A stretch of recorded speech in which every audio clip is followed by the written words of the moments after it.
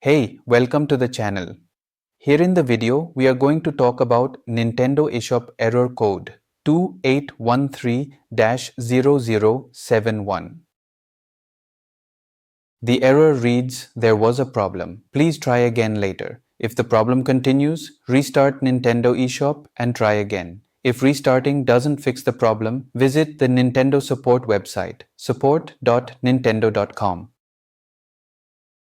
Before we proceed, I want to let you know that this is my AI avatar, and some of the visuals in the video are also generated using AI. However, all the information shared has been manually researched by me.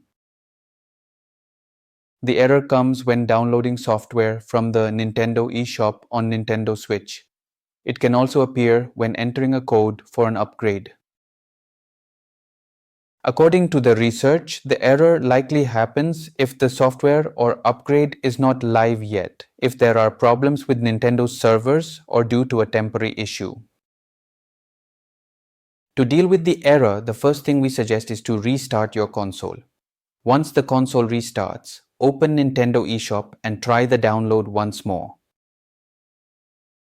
If the error still comes, confirm that the software or game you are trying to buy or upgrade is live now.